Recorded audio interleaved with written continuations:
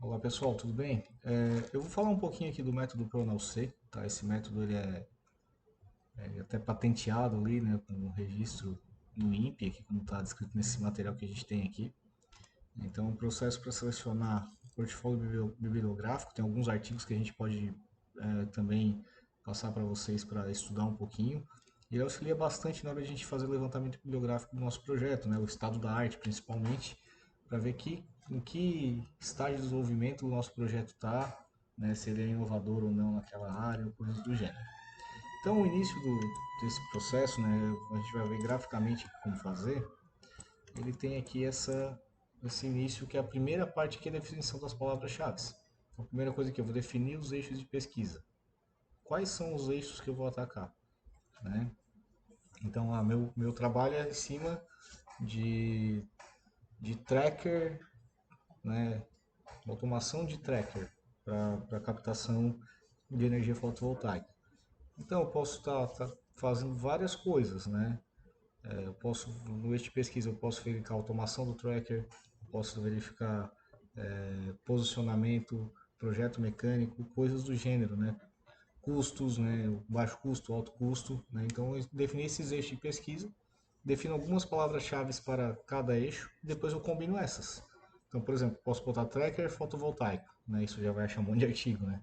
Ou tracker sistema de acionamento, né? E assim vai, geralmente em inglês também, né? Não vou falar inglês aqui, mas geralmente em inglês. Então eu defino várias combinações. Depois eu vou abrir um artigo aqui, que é o artigo desse mesmo autor aqui, que mostra um pouquinho como fazer isso. Então, definir as palavras-chave, eu vou definir os bancos de dados onde eu vou buscar essas informações, né? É engenharia elétrica, eu vou lá no I3E, né? Ou o CVE, ou Web of Science, ou até no Scopus, né? Alguns locais com isso. Vou pesquisar o alinhamento do banco de dados com as palavras-chave, né? Ou seja, você está lá no banco de dados, vou fazer a busca desse dado, essa busca vai me gerar, né, vamos supor, um certo informação de número de artigos a serem utilizados. Né? Vejo representatividade, né, e vejo que se realmente essas minhas palavras-chave tiveram aderência. Pô, pesquisei e deu 15, 20 artigos, não é legal. Né? Por quê? Porque se a gente notar um passo mais à frente lá, ó, é de 2 a 10 mil artigos para cada banco, para cada sistema. Então o que, que a gente faz? Não deu aderência, a gente retorna para o início, define novamente, busca. Por quê? Porque aquele tema, ou ele é muito inovador que a gente não tem artigo publicado, que pode acontecer, ou né, a pesquisa que tu está fazendo não está tendo, né, as palavras-chave não estão corretas ao ponto de a gente conseguir artigos suficientes para desenvolver isso. Beleza, tranquilo. Fiz isso, né? Busco, né, os artigos das palavras-chave. Então, o que, que a gente pode limitar? O tempo, né? Então, há 5 anos, 10 anos, os assuntos, os tipos de arquivo, né? Então, tu vai buscar lá o título, palavra-chave, né? E o resumo de cada artigo. Uma vez que eu adquiri esses artigos, né, eu tenho o que a gente chama de banco de dados de artigos brutos. Então eles tem tudo quanto é coisa ali dentro, né? Às vezes vai ter coisa de química misturado com uma parte de fotovoltaica ou eletrônica, né? E assim vai. Isso agora que é aí onde a gente vem, né, para a segunda parte ou terceira parte, não sei. Então testar a aderência das palavras-chave. Eu vou ler os artigos brutos, né? E vou buscar nas palavras-chave desse artigo. Os artigos têm aderência, né, com a pesquisa? Tem. Beleza, eu consegui gerar uma certa quantidade de artigos e cheguei no meu final. Não tem tanta, né, não tenho tantos artigos onde os títulos bateram. Ah, saiu dois artigos que bateram com o meu tema, né? Cinco artigos, né? 10, não. Então tem que ser um pouco mais, né? Então a gente volta lá para o começo e faz todo o procedimento de novo. Até que a gente tenha uma quantidade de arquivos entre 2 e 10 mil artigos, né? Que vão ser utilizados. Beleza. Então isso é o macro. A gente tem o bruto, né? É um trabalho de calma, né? Vamos dizer assim, né, pessoal? É paciência, a gente tem que fazer devagar, né? Não, então, ler aquele título por título depois, né? Então isso vai gerar um certo trabalho. Só que assim, vai chegar no final, aí o processo vai ser muito bom, né? Porque tu vai ter realmente só o que precisa para o teu projeto, né? E isso vai incorporar bastante, principalmente em publicações, né? Uma vez que a gente terminou isso, né, a gente veio para a filtragem do banco de artigos, né? Então, vem aqui. Aqui eles falam em EndNote, tá? Mas a gente vai usar o Mendeley, que eu vou ensinar depois aqui. Uma vez que eu fiz isso, eu excluo os repetidos e vou para essa parte. Então, leia os títulos dos artigos do banco, né, não repetido. O artigo que estiver alinhado com o assunto, ele vai para os artigos não repetidos. O que não estiver alinhado, ele exclui. Dentro dos não repetidos, o que, que a gente faz? Aí que vem um processo mais complexo, né? Ó, determinar, por exemplo, o número de citações, isso a gente vai ver um softwarezinho que faz isso ali pra gente. Posso criar uma planilha, tá? Para verificar a representação desse artigo, né? Fixar a representatividade, tá? Enquanto quantas citações, né? Esse artigo tem. Ah, tem só duas. Pô, duas não é legal, né? São poucas citações. Então, se é pouco, né?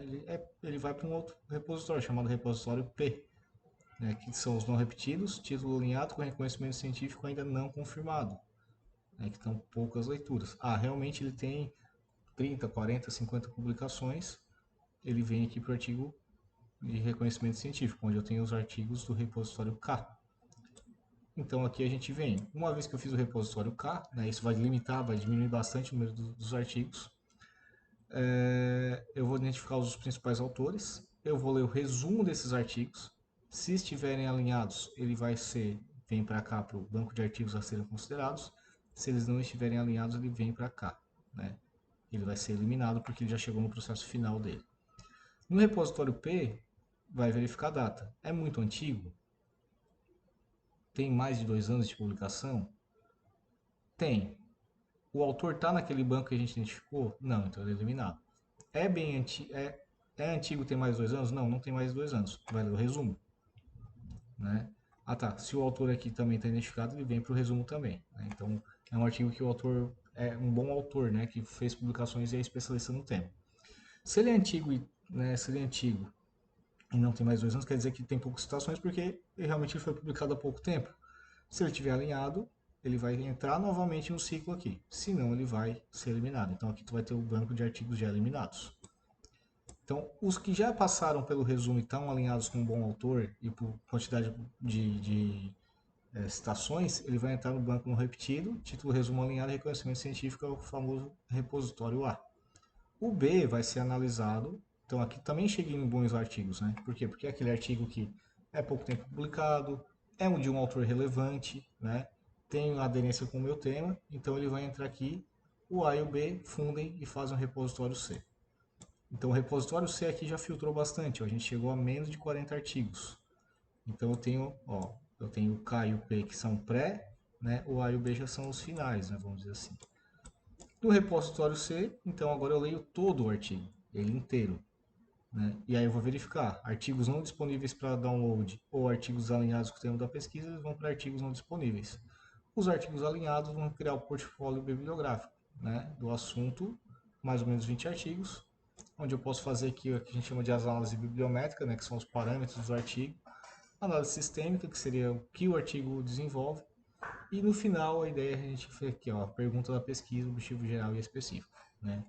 Isso fecha com o nosso tema. A gente tem também aqui, ó, esse artigo aqui, que é daquele autor, né, que criou aquele fluxograma. Então, seguindo aquele fluxograma fica bem interessante.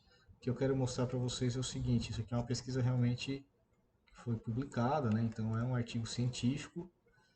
E o que eles têm aqui? Aqui explica todo o processo do Pronal C, tá? Quantos artigos, né?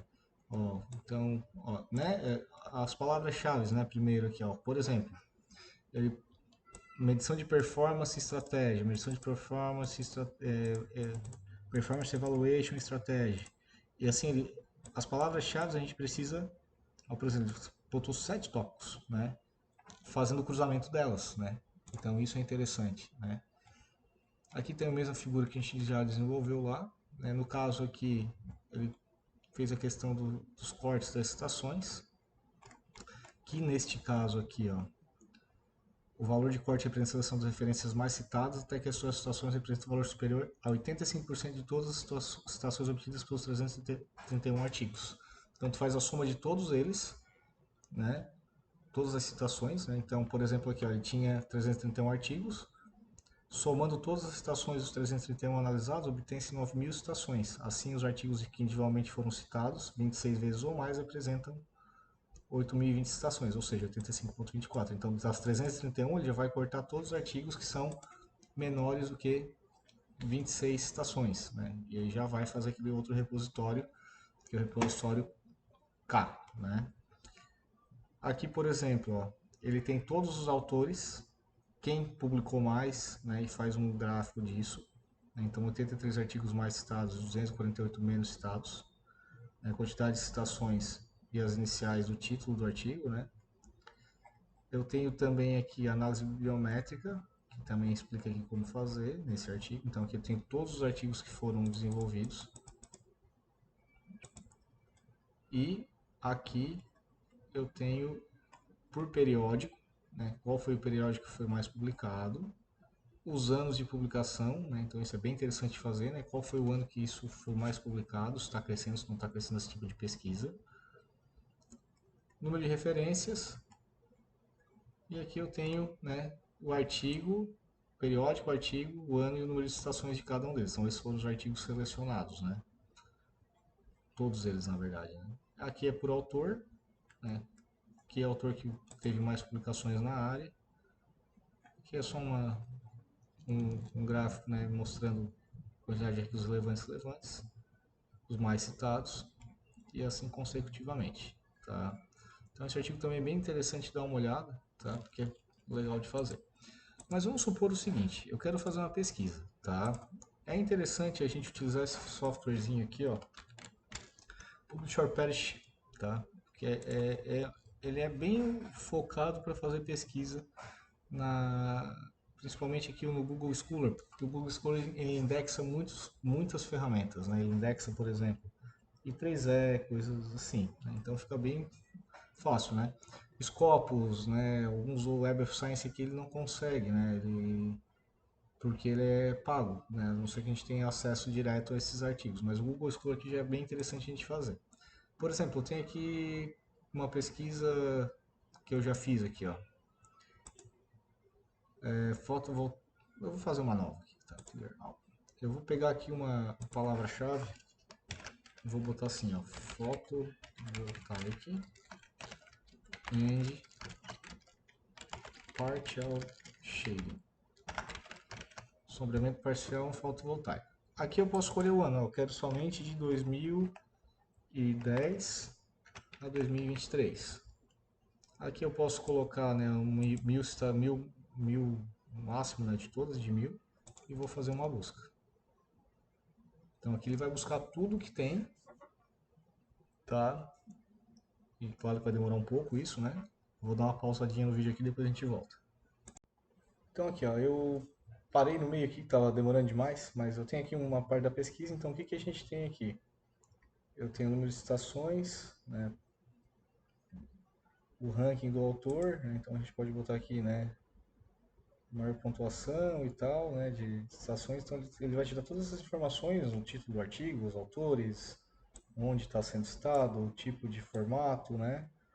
Então essa informação aqui, uma vez que a gente tem ela, eu consigo vir aqui em File, ops, eu vou selecionar aqui, eu consigo salvar, por exemplo,